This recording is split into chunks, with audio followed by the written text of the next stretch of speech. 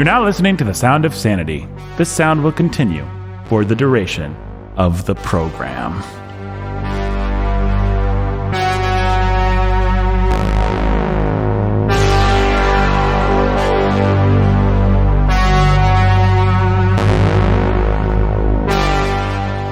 Program.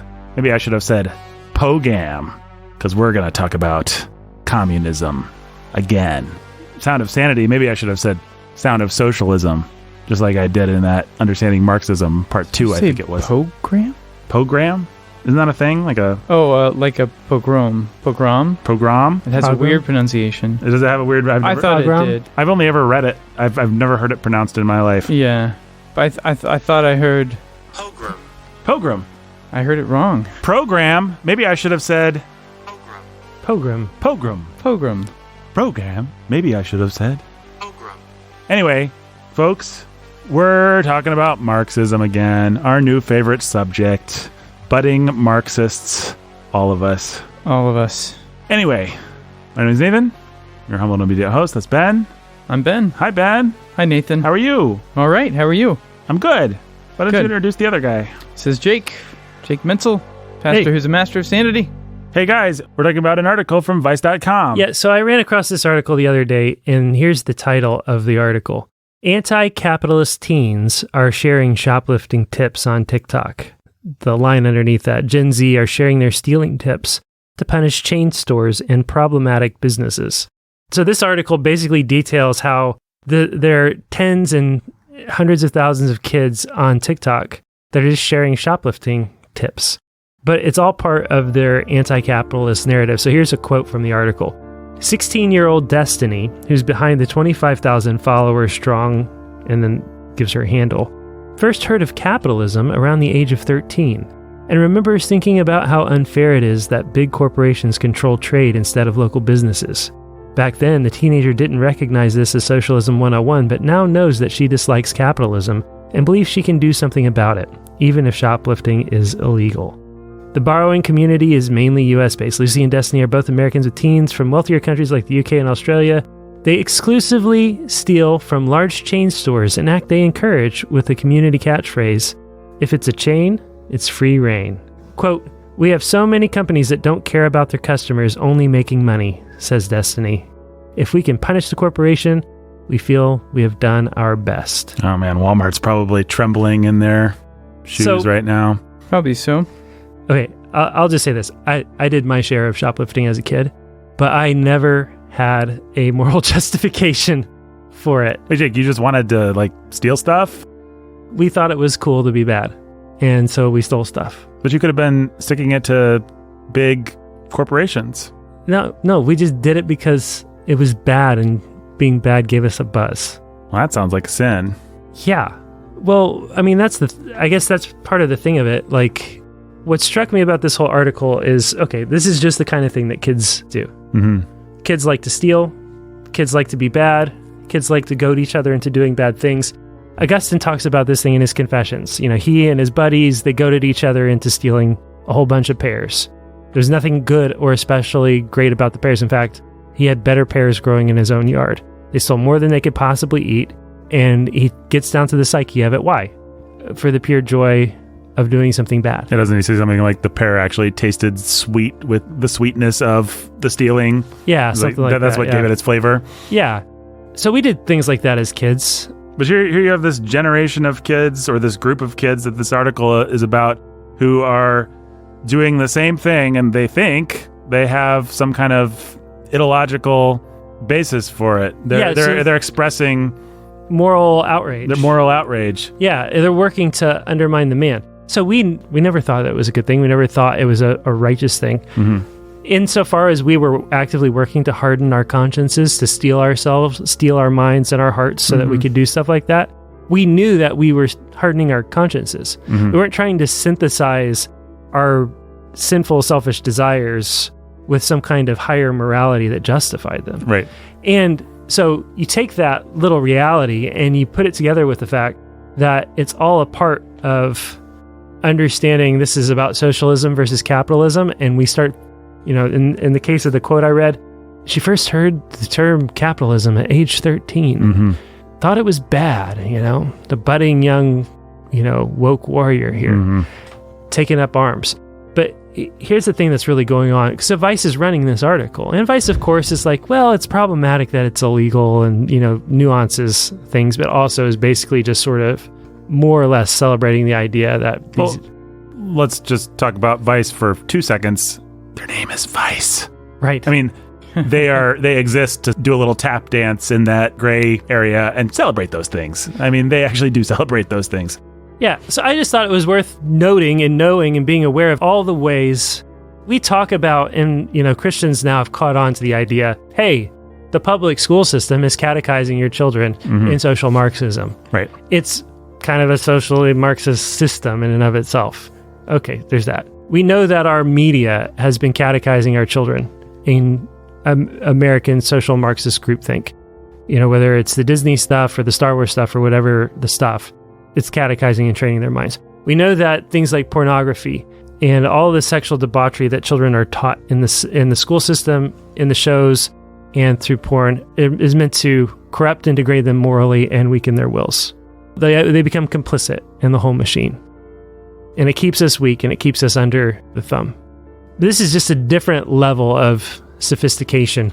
We're going to take these kids and play to all of their most selfish and nasty, greedy impulses. We're going to give them a moral justification for doing it. And we're going to laud them as Robin Hood heroes in the process and puff them up and make them feel good about it. We're going to sear their consciences, and we're going to take further, because now we're pushing them to the point of literal action. It's an act of violence against a company to be aggressively stealing from them because it's something that you want.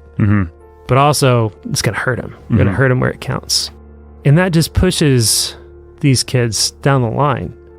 The more that you corrupt them morally, the more that you've got them. Well, there's something that I find particularly nasty. Let me see if I can put this into words. I have a certain respect for... Let me put it this way. It is a wicked thing when a man talks a woman, when a boy talks a girl, into going to bed with him outside of marriage. But I still have more respect for that, for the guy who's just like, hey, baby, wouldn't it feel good to do something wrong?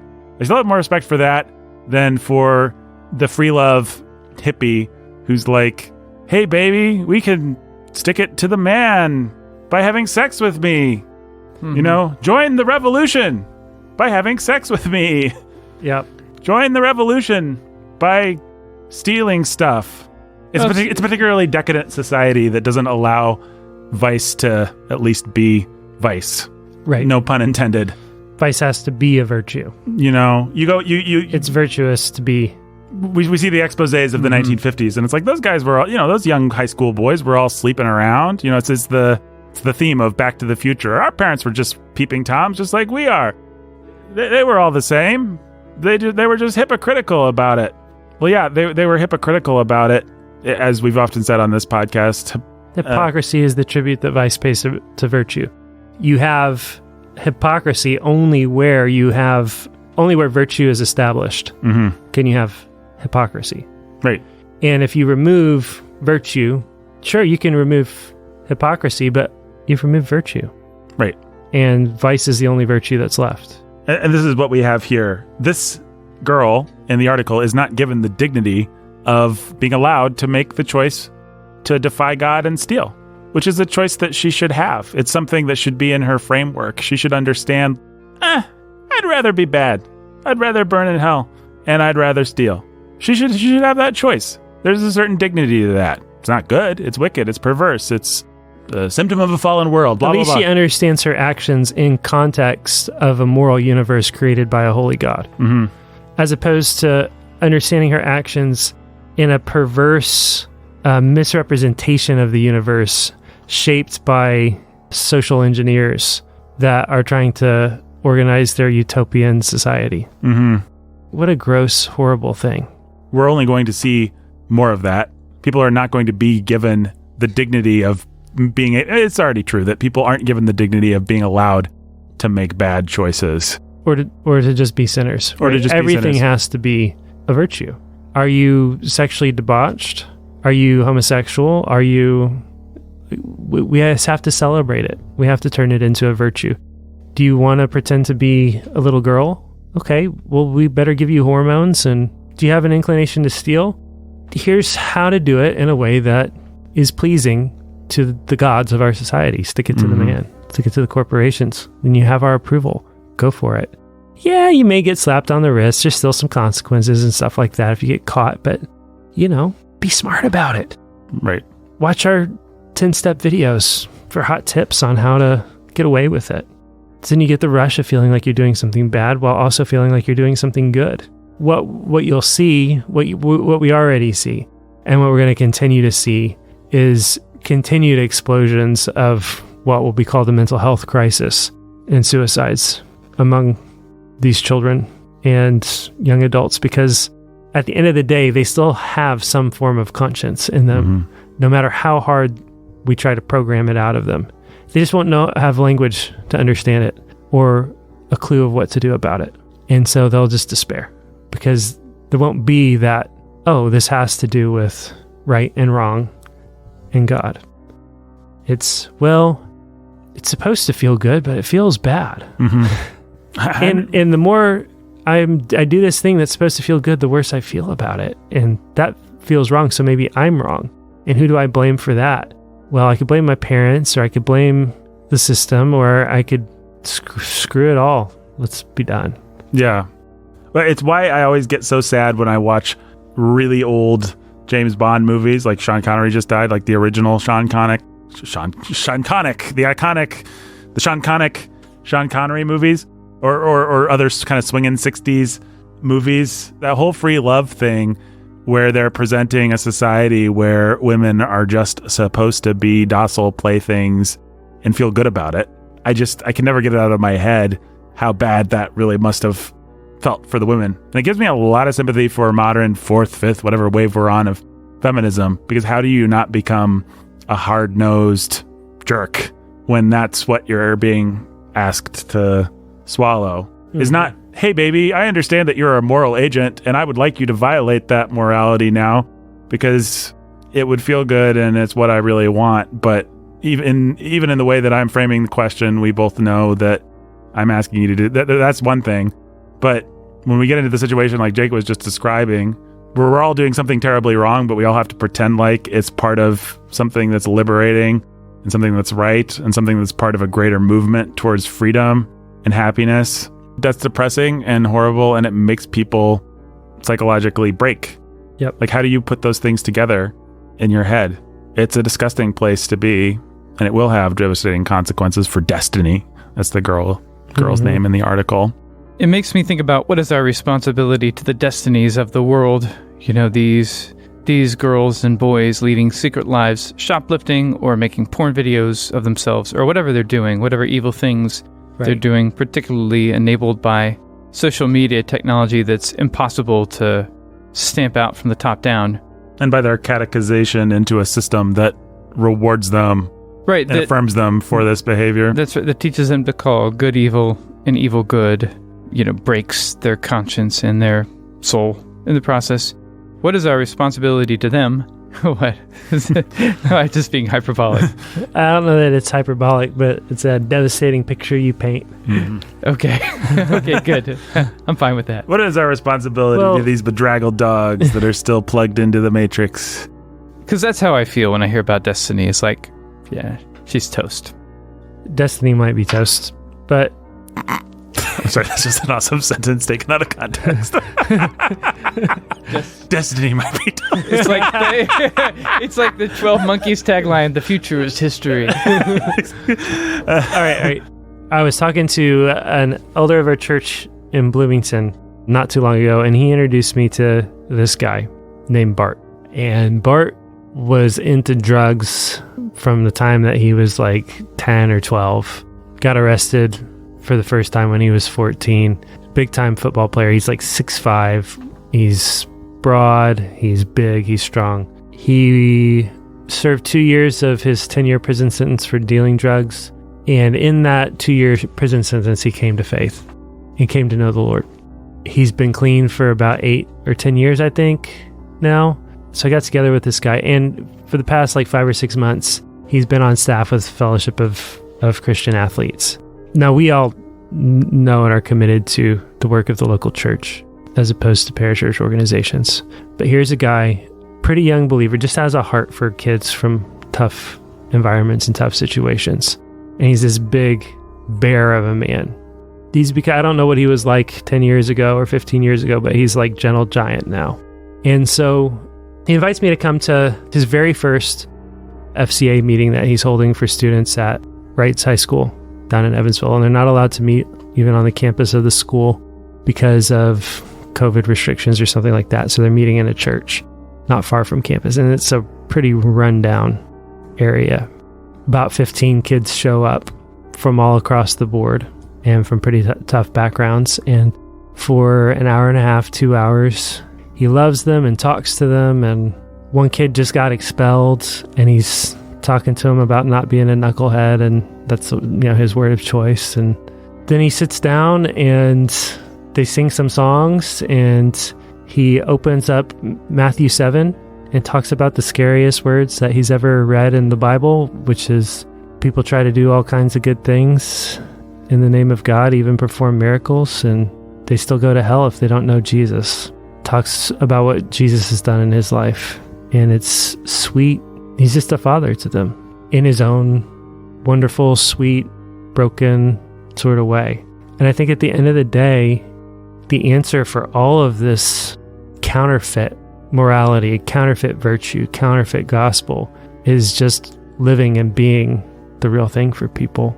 I hate the idiot Christians that celebrate the descent into decadence, because then the lines become clear, and then, we get to stand out more against the darkness, as if that's going to somehow make all of our work easier and everything better. It's just a wicked way of thinking. It's not good for anybody, but it is true. The more immersed you are in the stench of death, the sweeter the scent of life can smell, especially to kids who are just floundering around and trying to find their way forward. So I really think that that's the answer. I think it's just going and finding and loving the kids and just being fathers and mothers to them, being strong for them, being willing to tell them, no, that's not good. I really think, we can sit and talk on mic about how bad things are and all the things that they're doing.